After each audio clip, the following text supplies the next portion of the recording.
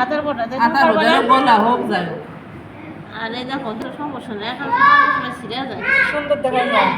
এটা হেম করার সিস্টেম এই যে 3 নকটা এই 3টা নক লাগবে, হ্যাঁ, তার মধ্যে 1 2 3 বরাবর মধ্যেটা ভিতরে দেখছো 1 2 3 মধ্যেটা ভিতরে এই কাপড়ের ব্যালেন্স করবে এই নকটা, ঠিক আছে। আর এই প্রথমে শিখাবো বাইরে দিয়ে, তারপরে শিখাবো ভিতর দিয়ে।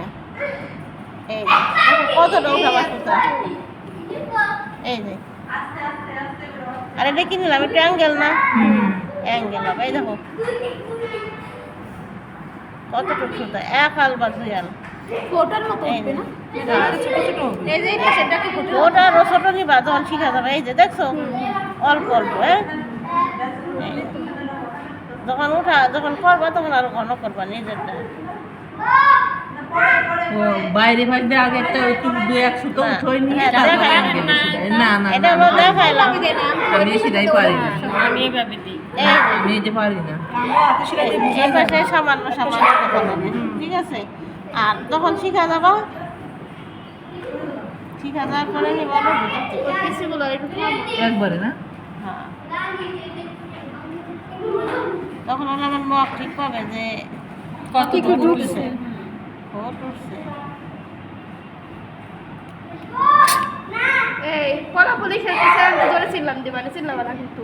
আরে ওরা কি করবে, ওদের তো তুমি আটকায় রাখছো না।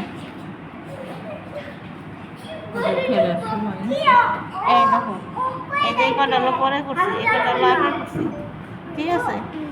এই দুটো আমাদের পার্থক্য হলো এটা টান দিলে দেখো ছড়াই যাবে, বাইরের দেখলে আর ভিতর দেখলে টান দিলে ছড়াবে না সহজে, দেখছো। এটা আটকা থাকবে, এই আমরা মানে মজবুত বেশি। এই যে এই হেমটা যখন ভিতর দিয়ে করতে পারবা তখন হলো হেমটা সহজে বাইরে দিয়ে হলো আর এটা হলো ভিতর দিয়ে। ভিতর দিয়ে হলো কি বাইরে দিয়ে দেখাইলাম হেমটা হবে, দেখছো। এগুলো বাইরে দিয়ে নিয়ে এলো, বাইরে দিয়ে নেওয়ার মানে কিন্তু বাইরে দেখাইলাম। এই যে ভিতর দিয়ে নিলে জিনিসটা সরবে না, এই যে ভিতর দিয়ে নিলে নখ একটু লাগে, আমার নখ ঠিক পাবে যে আমি হেম করতেছি, মানে এই পাশ গেছে শুয়ে হ্যাঁ।